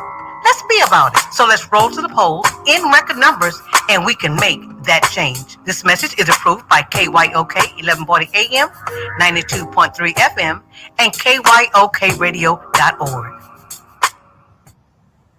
Having trouble getting focused? Getting your to-do list done? Seek ye first the kingdom of God and his righteousness, and all these things shall be added unto you. KYOK 1140 and 92.3. It's inspiring. It's empowering. It's life-changing. It's called to inspire with best-selling author and motivational speaker, Dr. Sylvia Cole. Tune in every Tuesday morning at 11 o'clock here on the legendary KYOK, 1140 AM, 92.3 FM, and KYOK.org. Hey guys, this is your girl Brandy Nelson, and you are listening to The Lunch Break on KYOK. All right, y'all. I think I'm back. I think I'll be all right.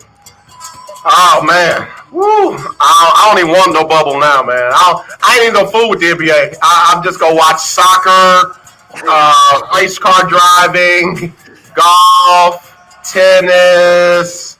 That's all I'm doing right now, bro. Did I take the conversation on the wrong path? Is it my fault? You opened my eyes too big, man. What was that movie, Bird Flu? You had me see more than I wanted to see, bro. I don't want to see that. I ain't want to. I've exposed the Matrix to you. Yeah, man. I don't want to come out the Matrix. Leave me in there where my steak tastes like steak. I don't want to do it. No, Today was supposed to be SEC Media Day. Does this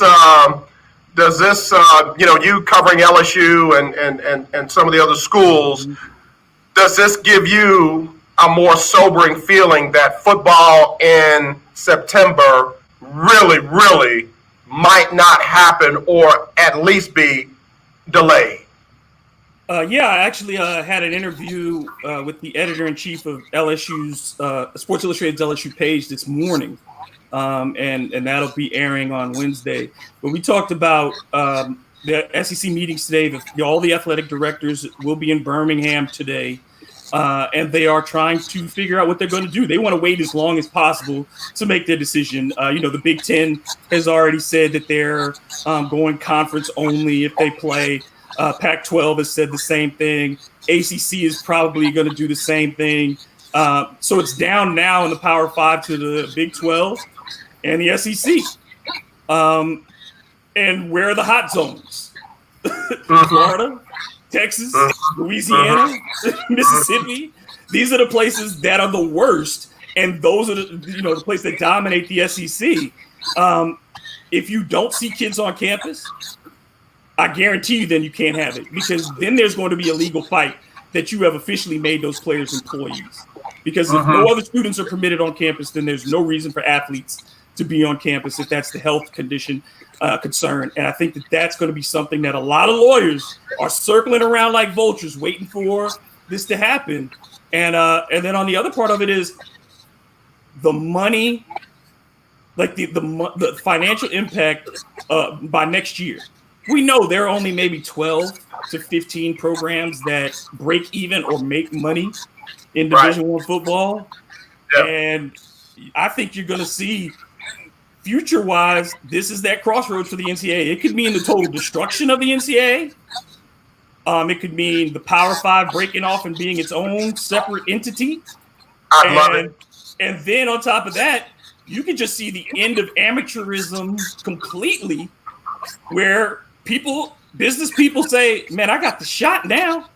This is the time for me to put in a minor league football system for these kids who want to do it, or to take on the basketball part of it, to let the G League expand, let the PCL expand. All those things are going to happen because the NCAA is more vulnerable than it has ever been. When Stanford shuts down stuff and starts eliminating programs with the money that they have, the endowment that they have, and they have to shut down stuff, what are your public institutions going to do? Yeah. Somebody, my youngest son wanted to attend Stanford. He covers Stanford as if he's a reporter, journalist. And he was saying, Dad, Stanford had like 36 sports. UT has like 18. So a lot of the sports they shut down was because they had so many sports, but it's still Stanford. You're still, if you're Stanford rower and you didn't get in illegally, it's still major, and it still has an impact. And like you said, this could be the time for some things that we never thought we'd see in our lifetime happen after this year. Yeah, we are preparing to go into a world that we've never seen before. The opportunity is going to be there. And in this whole spirit of change, in this whole desire of us to remake society in some ways, to make it more equitable, this is another plane to fight on, because it has not been equitable to those student athletes. And this system has been built on their backs. And now these schools are going to reap what they've sown. And they've put this money into the stadiums and put it into these things, and they've never put it in, invested it in these students.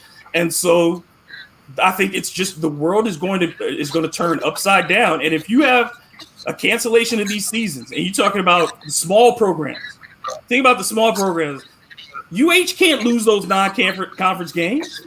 You can't lose that. That could be up to 10% of their athletic budget.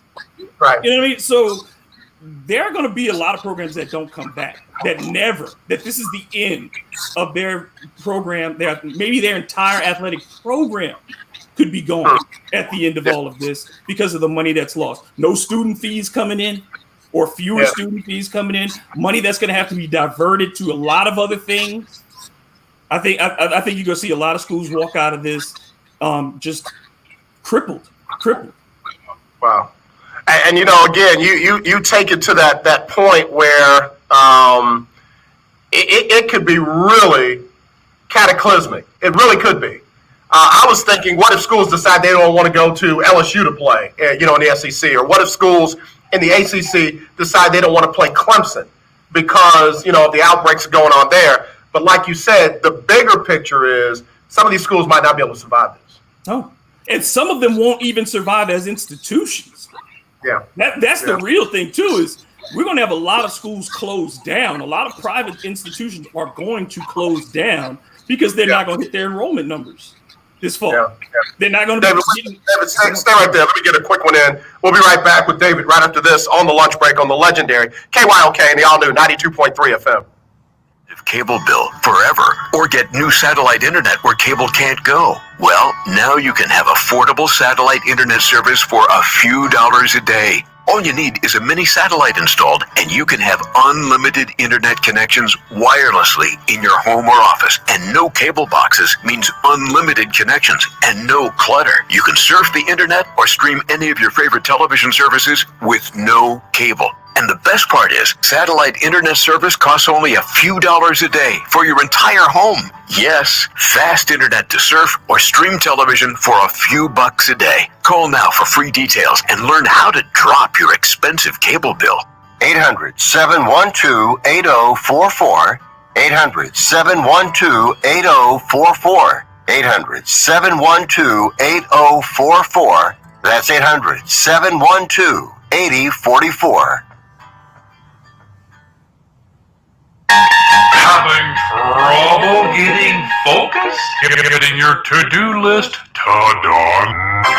Seek ye first the kingdom of God and his righteousness, and all these things shall be added unto you. KYOK 1140 at 92.3. It's inspiring. It's empowering. It's life-changing. It's called to inspire with best-selling author and motivational speaker, Dr. Sylvia Cole. Tune in every Tuesday morning at 11 o'clock here on the legendary KYOK, 1140 AM, 92.3 FM, and KYOK.org. Lunch break on the legendary KYOK. All right, y'all. We're just one station under a groove, getting down on the lunch break. I'm AJ Jones, along with my brother, like no other, David Grubb, host of Hard in the Paint. He'll give you all the details on where you can check that out. Brand new podcast for him today. Show has the same great energy, same great guests, and of course, same great host. So want y'all to check that out. And we were just talking about the impact of things like Media Day being canceled for the SEC and other conferences. And, you know, they're quote unquote trying to push to a normal start in early September. That is looking, in my opinion, less and less like a realistic possibility. David, let's talk about high school for a second, though. A coach in another area was talking about the delay in starting the high school program. And he made the statement, but the private schools better not be able to play. And we public schools are unable to play. And people kind of went at him like, you know, that's why they're private schools. They can do what they want to do. He was talking about a bigger issue that most folks missed. When you hear a coach say something like that, what are you hearing? I'm hearing is that he knows that the protections are going to be different for them. That that we see the inequity. Look, Louisiana's been dealing with it so much that we had to split in our athletic association because the private, public schools could never get along and figure out how to do this. The private schools want to live by their own set of rules. And who are these kids that have been brought in to fill out athletic scholarships at these schools? It's the kids from the same neighborhoods that the public schools lost out on. So, yeah, if there's no mandate for everybody, then there will be people who try to circumvent it, and they will try to steal more of those kids this year out of those public schools if they're allowed to play. They will try to go poach those kids, get them on the field, and win whatever championship is available. And that I understand that you either make it the rule for everybody or it's the rule for nobody. And in this situation, again, with children, it should always be err on the side of caution. So you can't let those private schools play. If everybody's off the field, everybody is off the field.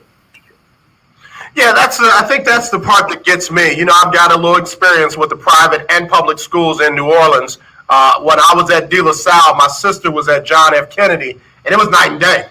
It was night and day, bro. It was night and day. And like you said, if a kid, and kids kind of see this whole COVID-19 thing a little different than some of us parents and adults do. If a kid wants to play and it's their senior year, and they go to John F. Kennedy, and John F. Kennedy is shut down, and all of a sudden De La Salle and Brother Martin and Jesuit are over there playing, well, he's going to find in one of those uniforms and those black shoes to go to Jesuit, and he's going to be on their team. And it's not going to be a matter of tuition. It's not going to be a matter of book fees and all that kind of stuff. It's going to be a matter of, right, can he play, and what can we do to get him in? And they will get him in. And I hear that, Coach, loud and clear. It's not fair. It's not right. And it should be across the board for the state, private, parochial, you name it. It should be that way. And I mean, one of the other things that I was thinking about, and I had a conversation with someone about, was, let's look at this. If we end up canceling the college football season in particular, and you have to redshirt essentially everybody on the roster, everybody gets a redshirt season. First, your guys who were juniors, who were draft eligible seniors, even if you said we're gonna start the season in the spring, they ain't playing. You know what I'm saying? They ain't playing because now they are looking towards the draft. So all your junior, senior eligibles who know that they're first round locks, they're gone. They ain't picking up a football, going to a practice again for free. So now you've changed that. Now you look at recruiting the kids. If you move the season to the spring, the kids who normally early enroll. Now what do? What do you do with your recruiting class if everybody from this year had to be redshirted? You don't know what your senior class is like because those guys may not go anywhere, the ones who weren't ready to play in the NFL or whatever. So now what do you do? Where do those kids go? And if we're talking about a situation where you have fewer teams able to compete, man, it's going to be a free-for-all out there in this world. We have no idea. They have no contingency plan thought out about what's going to happen if something gets canceled. That's why they're pushing so hard to play, is because they don't know what to do. Otherwise, they have no clue. Yeah, that unknown is a dangerous thing and a fearful thing for a lot of people. Kimberly Armstrong has a good question on, well, it's not a question, but I'll form it as a question. She says, I hope HBCUs survive. Do you think that they will, David? That's a really good question. I think that some of them won't. I mean, they're not immune. We know the financial realities for a number of our HBCUs that have just luckily gotten by in a number of circumstances. Public ones, there are so few of the public ones, and that state budget cuts could be really drastic over the next year or so, particularly in the South. I mean, think about our HBCUs in the South, your Alcorn States, your North Carolina A&Ts, your Southern University of New Orleans. Man, I don't know if they all make it. I really don't. There may be some consolidation that goes on with some of the public institutions. So it's on us. It's on us. We're going when you have most HBCUs, their alumni giving is 5% or less. And I worked in 2 HBCUs, so I know those numbers really well. And I was part of fundraising efforts. When you are dealing with 5% giving or less for a lot of these schools, you can't survive on that. So this is the time that these schools need to really do a great job. And I know from conversations with alumni that the biggest thing is that they don't feel a real connection to their school the day they walk out the door. The school doesn't love them the same way that they love the school. And I think this is an opportunity for these university presidents to step down, because I think a lot of times, not step down from their jobs, but step down from this position of, you've met a lot of Black university presidents who are so defensive of position, who created a fiefdom and a kingdom on their campus that they isolate themselves from their alumni, they isolate themselves from everybody else.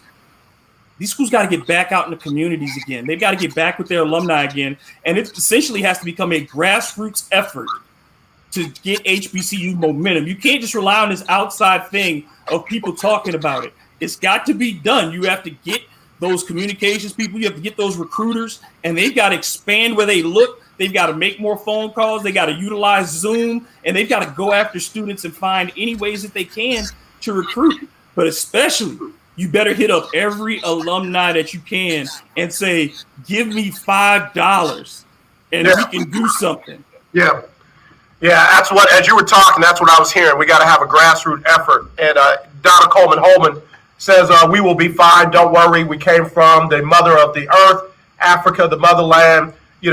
we still got to do our part. And I'm not even an HBCU alum, but I feel a vested interest. I feel a vested interest. I know if me or Ralph Cooper, if we don't talk about HBCUs here in Houston on our sports networks, it won't get talked about. You're not going to have a lot on the flagship sports station.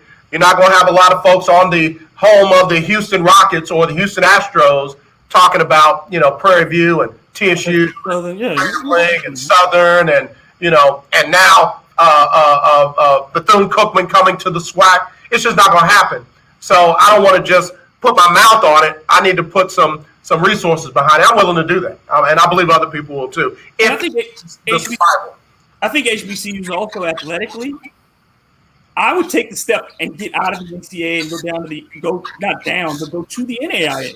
Mm-hmm. The NAIA has always been more welcoming for Black institutions than the NCAA has ever been. And the costs associated with the NCAA are so much higher. Yeah. HBCUs, their survival is going to be with each other. Like you said, with the SWAC growing, the MEAC shrinking, the SEAC struggling. These conferences are going to have to come together. There's one HBCU conference in the NAIA, Gulf Coast Athletic Conference, which I worked for years. You could see a migration. The first Black national champions came from the NAIA. Mm-hmm. So I mean, it's not something that would be disgraceful, and I think it's something that would also help survival. And that's what we're talking about here. Until you get financially strong again, there is no shame in saying we're going to compete on this level. Look, Scottie Pippen came from the NAIA. Dennis Rodman came from the NAIA. There's still guys who still get to the NBA from that level. There are guys who make it now from the NAIA to the NFL. If you've got talent, you will be found. It's just going to be a little bit harder, but it would also be a little bit cheaper. And that's what we need to be thinking about. What are our financial priorities going forward? Yeah.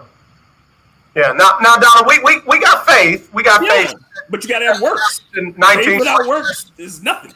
Yeah, we can handle this. This has happened to all of America. Oh, you little faith. No, we got faith. And I think what if anything, Kimberly brought up a good question or a good statement that I formed as a question. I'm going to be sounding the alarm. Hey, take care of your HBCUs. Yeah. Make sure they survive.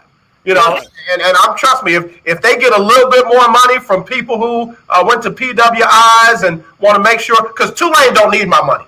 Nope. Tulane doesn't need my money. University of New Orleans don't need my money. Elmhurst College doesn't need my money. I can send a little change down there to Alcorn or to Alabama State or Alabama A&M. And again, I'm willing to do that because I understand the importance of making sure those survive. If they don't, where are our kids going to go get that quality education with that quality care, that ability to do whatever they want to do extracurricularly? Yep, that's the thing is making sure that those resources are still available, because for more and more of these kids, that athletic venue, again, on the NAI level, those kids, most of those aren't going pro. But they are getting that educational opportunity. Right. And that is, again, that is what this is all about, is to get these kids in a situation where they can be successful. Yeah. And I think this is an opportunity for HBCUs to reorganize their business plans, to figure out what they're going to do to make themselves more prepared for the 21st century. How do you get more HBCUs to embrace distance and online learning? How do you get HBCUs to upgrade in how they reach out to alumni? How do you compose your board of trustees? All of those things are critically important. Yeah. And this is an opportunity to examine those things because you don't have kids on campus. You're not dealing with just trying to keep the doors open on a day-to-day basis. You're not looking at your maintenance issues, because every HBCU that I've ever been to has a lot of deferred maintenance issues. These are the opportunities to put those plans together and address them, because you can't just, a lot of them have to get to this point where you are not addressing it like it's a church collection and saying donate to the building fund. People don't trust what is going on, that their dollars are going to be allocated in the right way. So be more public in how you're accounting. Set goals financially. We need this, because you know how it is with Black folk and with folks in general. You put the exact number. We need this dollar amount to do these things. people are far more likely to believe you because then they can hold you accountable. But if you just say, give us money, I don't trust you as much. Because I don't know whose pocket that's going to end up in. But show me numbers, show me line items. We need to raise money for these things. And you can get individual donors who may say, I can cover that right there. Right. That's true. We got David Grubb, host of Hard in the Paint, joining us here on the lunch break. Also writes for CrescentCitySports.com. It's Media Monday here on the legendary KYOK. As you were talking, man, I was thinking about the life impact that a coach like Eddie Robinson made on generation after generation after generation of kids that came through Grambling, and not just on the football field. I know people who couldn't spell football, but they got a chance to meet Coach Robinson when they were down there, and the way that they talked about that man and the impact that he made on their lives, being concerned about them in their school and calling people on their behalf to make sure that they got the things that they need. Eddie Robinsons didn't die when Eddie Robinson passed on. There's so many more unknown Eddie Robinsons on these HBCU campuses that care and that show it every single day. And it's beyond just showing up. They show up and they do. And that's gotta be maintained. That's gotta be maintained, especially with what we're going through in this society today. I promise you that's gotta be maintained. It's a fight, and it's one that we need to be a part of, and it's one that we need to keep talking about. That's the whole thing, is if we stop the momentum, if we don't keep bringing it up, support your HBCU, support your HBCU. It doesn't have, like you said, you don't have to be a graduate. Find the one nearest you and send them a check for something. Because think about all the money that we waste on anything, on just, a couple of bags of chips and soda, a meal at the drive-thru. Take that one time. Or if you did it each month, take $10 a month, that's $120 a year, and you drop that on an HBCU near you, that means something. It means something, because if you get 10,000 people to do $10 a month, then think about what you could do.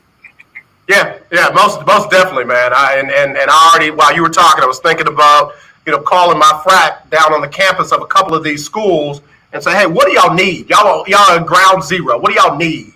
What do you need in the dorms? What do you need in the places where, the kids go and they got to get something, and then put some effort around that. Donna Coleman Home.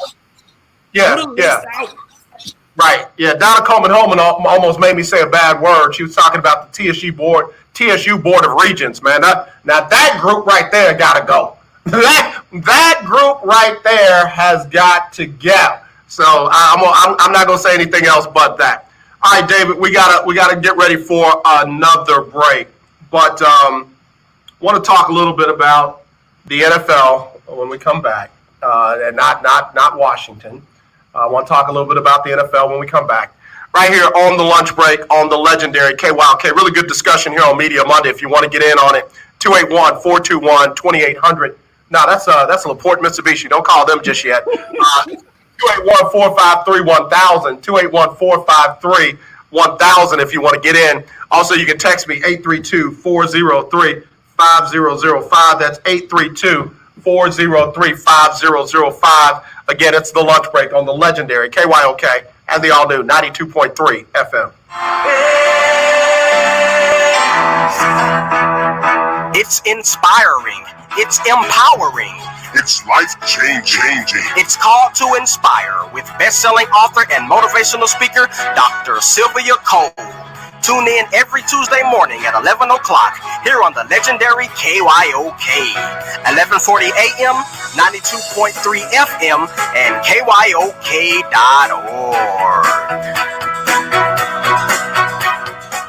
I am a non-attorney spokesperson representing a team of lawyers who help people that have been injured or wronged. If you've been involved in a serious car, truck, or motorcycle accident, or injured at work, you have rights, and you may be entitled to money for your suffering. Don't accept an offer you get from an insurance company until you talk to a lawyer. And we represent some of the best personal injury lawyers you can find. Tough lawyers that will fight to win your case. And they're so good they stake their reputation on it by only getting paid if you win. So if you've been in a serious car, truck, or motorcycle accident or hurt on the job, find out today for free what kind of compensation you may be entitled to. Call the legal helpline right now.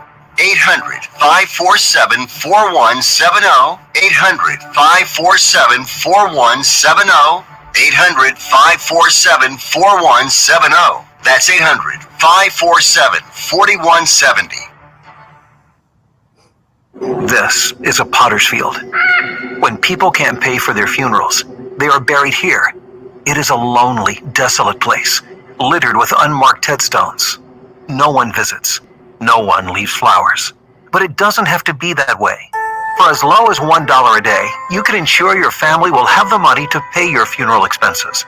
We offer burial insurance plans that pay up to $30,000. Considering the average funeral costs more than $10,000, that's peace of mind for your family. There are no medical exams, your rates won't increase, and your policy cannot be canceled as long as you make your premium payments.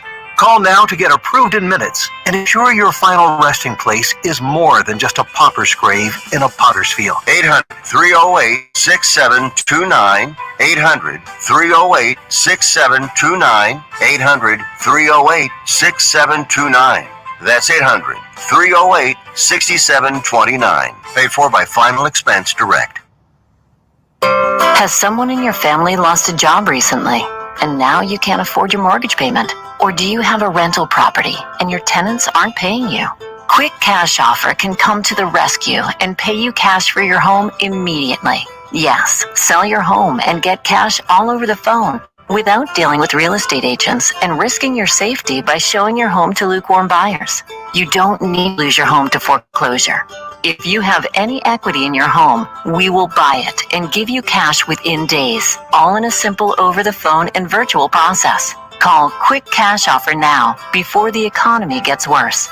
Sell a home you can't afford or just don't want to get the cash you need today. 800-780-1431. 800-780-1431. 800-780-1431. That's 800-780-1431.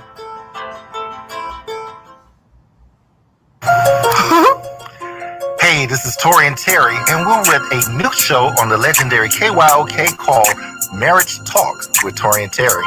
Yes, that's Saturdays at 1 p.m. Marriage Talk with us. You can call in and talk with us about your marriage questions, engagement, relationship questions. We're here to assist you. Saturdays at 1 p.m. And that's on the legendary KYOK 1140 AM and 92.3 FM. Talk to you then. Some sports with your lunch. Well, tune in to the legendary KYOK at the lunch break. And I'm Raven Rogers. I am so excited about her coming on the show. I hope it'll be this week. If not, we'll try and make it happen as soon as we can. I can tell you we're going to have some young ladies from the Texas Phoenix Fire. They are the 2020 champions of the women's XFFL. And we'll have them on tomorrow. Looking forward to it. They'll be in the 12 o'clock hour. So come, be sure and stop by. Got to celebrate these women as they won the championship for their women's contact football league. And did y'all get the news? Remember Santia Deck that we had on the show? And she was talking about the shoe line that she was going to have coming out. Not only does she have a shoe line, but she became the first woman to own a shoe company. Let that sink in for a second. I like it. She is also the highest paid women's professional football player, signed a multi-million-dollar deal to play with the team up in LA, and she has been killing it. And just announced the other day, I posted it up on my Facebook page, that she becomes the first woman to own a shoe company. And we are extremely excited for that young lady. I think Santia might be 22. So, yeah, bro. Yeah, I'm so mad at the old me, I can't see straight. I'm like, oh, big old dummy. What did Red Fox used to say? Big old dummy. If we knew then. Bruh, Bruh. And, I've always had just a crazy mind. I'm not trying to sound like y'all's president, but I've always had a real crazy mind. I could have been a diabolical fiend if I wanted to. I wish I had given all that nonsense up and bought me a shoe company or, I don't know, Apple. I don't know.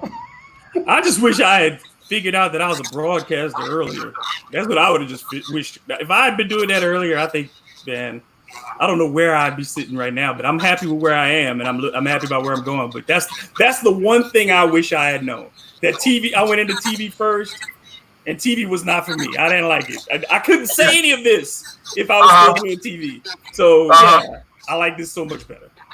We got a shout out to Tavonda Brown too. She said you and I were hilarious talking about that bubble. So Tavonda, we appreciate you tuning in today. David made me. I don't want no bubble. I don't want to watch no bubble. I don't want to watch nothing in the bubble. When I go home, look, if somebody has a bubble, every now and then I use my Dawn dishwashing liquid and a bubble will come out. I'm gonna be like, oh Jesus. There ain't one secure bubble out of there, and that's the Pop-O-Matic bubble from Trouble.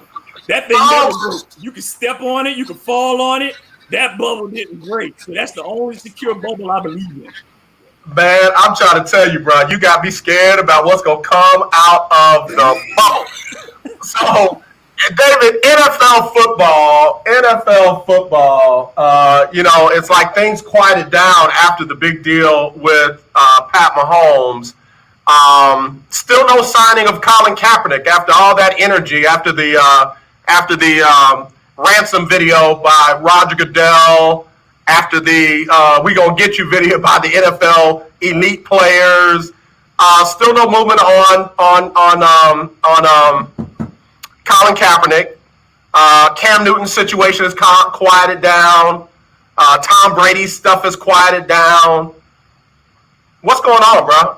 Is this the quiet before some storm, or is this the realization that football, NFL style, might be in trouble in September as well?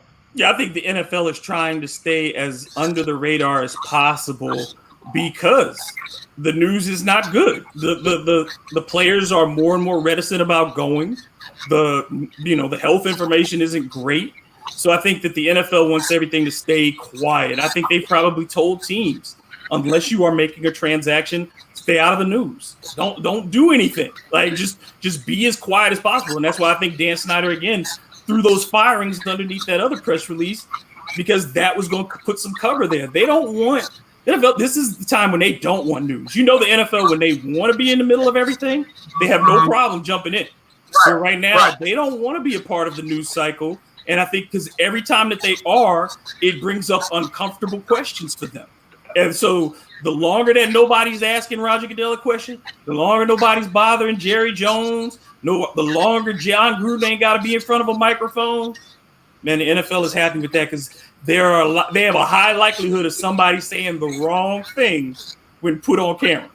Yeah. You know what's interesting? You brought Jerry Jones up, and I've been kind of floating that story for a while. We haven't covered it yet. But the two newest players of the Dallas Cowboys have both called Jerry Jones out for not saying anything about the Black Lives Matter movement or the George Floyd situation at all. That's really unlike Jerry. And surprisingly, the two newest guys are the ones that have called him out. What's up with that? Is it unlike Jerry? Is it?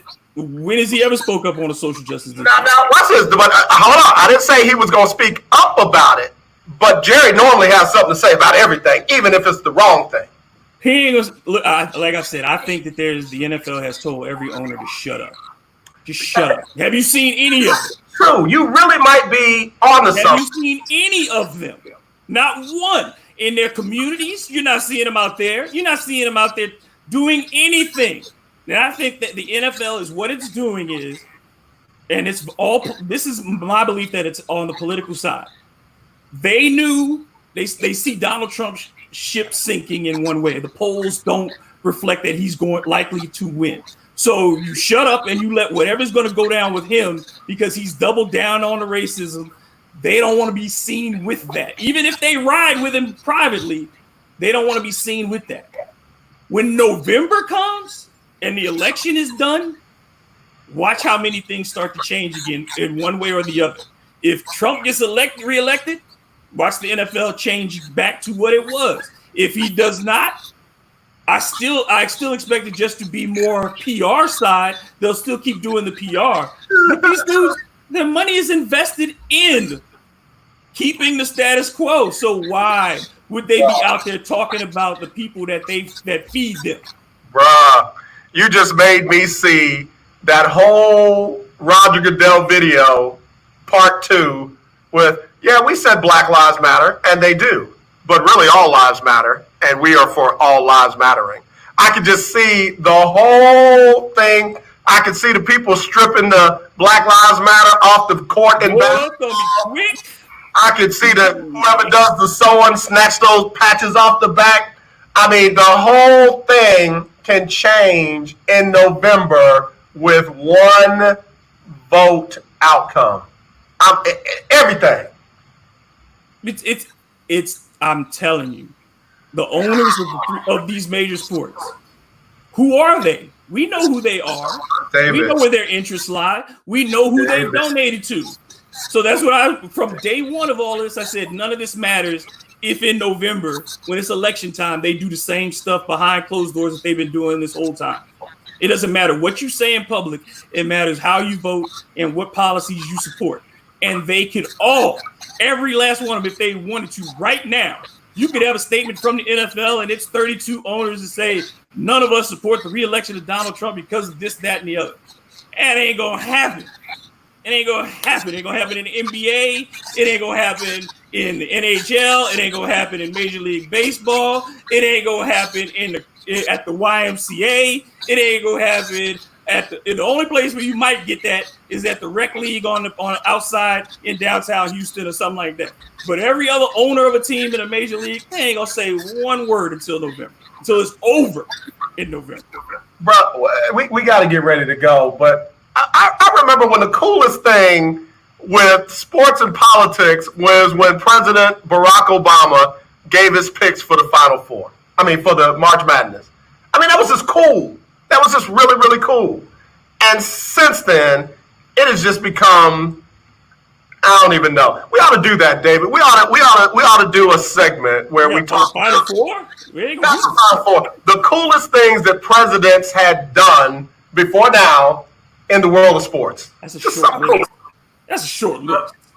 How many cool presidents have we really had? Wait a minute now. You got to think about them. I bet you I can give you mine right off the top right now. No, you can't. I bet you can. Okay. All right, let's hear it. So number one on the list is going to be George Bush throwing the pitch after 9/11. That one is always going to be the one that people identify more than anything. Yeah. I mean, that's it. Number one. All right. Number two. The rest of these are not going to be in order.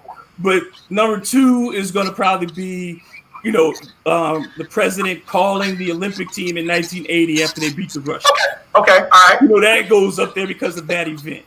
Uh-huh. Obama shooting hoops, to me, is bigger than him giving his Final Four picks. The regular runs that he had with people in the gym that he had at the White House, right? That, to me, was really cool. To have regular people, athletes, politicians, getting a run in at the White House, it's hard to get cooler than that. Of course, they ripped up the basketball court as soon as Trump moved in. Right. And didn't they build a tennis court? Yeah, something like that. He don't play no tennis. Yeah, I think she had something to do with that. Richard Nixon calling in a play. Yep. For UT. Yep. That goes in there to have the chutzpah to call in a play. Yeah. In the middle of a game. Yeah. Okay, I'll put that in there. And then the rest of it, but maybe the fact that Gerald Ford played football at the University of Michigan. I was gonna get that one in for you. I was gonna say, come on now, you gotta give the president that played at your favorite school. So I mean, the rest of them were like cheerleaders, or George W. Bush was a baseball player, but a lot of them weren't athletes. Ronald Reagan, I guess, his Gipper stuff, I guess, but there's not really a lot of cool stuff. I mean, throwing out a first pitch. Yeah, but some Bush ran he ran them in the ground, but he ran the Texas Rangers, and that was cool stuff. You have a president that's former general manager of a baseball team. He gave up Sammy Sosa for what again? Hey, but still, you always bringing up old stuff. All right, well, David, thank you for killing my future segment. Tell everybody where they can find you and follow you on your podcast that is hotter than cayenne. So right now it's on Podbean, and you can download that app, but it'll also be on, today it'll be on iTunes, Spotify, Stitcher, Google. So later today, that's where it'll be, but it is up now. And you can link directly to it on my website, hitpwithdg.com. You can get everything there. You can go see my store. You can see my stories. Everything's right there. And of course, on Twitter, you can follow me at DM Grubb, and it's the same on Instagram. I listen, somebody took the time to call in before we go. Let's get him in real quick. Caller, you are the last caller of the day. Make it good now. Don't send us out on a bad note. Who is this? They hung up. I said don't send us out on a bad note. That's what I get for trying to be the people's. See, that's why Tiffany Parker was the people's champ. David, thanks for doing it again today. You coming back with me on Wednesday? Oh, yeah. Got a surprise for you on Wednesday. Okay. All right. All right, dude. We appreciate you, man. We'll be looking forward to getting that link on Hard in the Paint. And look, I got to check it out. See what you were talking about today. All right, brother. Talk soon. We appreciate it. Dave Grubb doing this thing. Let me get ready to get out of here. Of course, Donnie McClurkin is up next with the Donnie McClurkin Show. He'll give you the best in gospel music, the latest in the gospel music industry. Donnie does his thing every Monday through Friday from 2 to 3. In the morning, you got Erica Campbell and Griff, Get Up Mornings, and you know that's always a good show. They have really been on fire lately, as if I didn't expect that. And then later on, it'll be Dr. Sylvia Cole with her show, Call to Inspire, and then I'll be back with Team Texas Tuesday. Again, some of the folks from the Texas Phoenix Fire, they are the XFFL champions for 2020. And we'll have them on the show. And again, looking forward to having Raven Rogers, the 4-time 800-meter indoor and outdoor champ and native of Houston Kincaid High School. As always, let's not be divided. Let's be united. I love you, and there's nothing you can do about it except wear your mask, wash your hands for 20 seconds or more, sanitize everything around you, and be sensitive to everybody around you. Give them 6 feet. And you know what I'm going to say. When you see that racism, kill it. Not the person, the racism. All right, we'll talk to you later.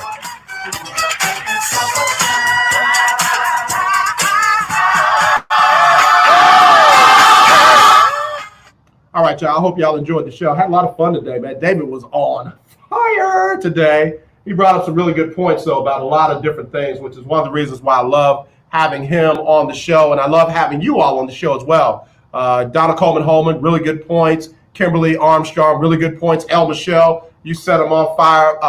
Annette calling in, a lot of good stuff. So thank you all for all that you do. Keith Hennick, I see you out there, caller of the year 2020. Tavanda, appreciate you tuning in. You guys really make this great. Valencia King, thank you for dropping the news about Russell Westbrook. We'll be covering that, trying to get more details on that. And then got to again say thank you to Dr. Aki Davis for dropping that news as well. So again, y'all, as always, let's not be divided. Let's truly be united. No matter what anybody else does, there's nothing that's stopping us from staying united and going out and making that a difference. So I love you. Nothing you can do about it. Y'all take care.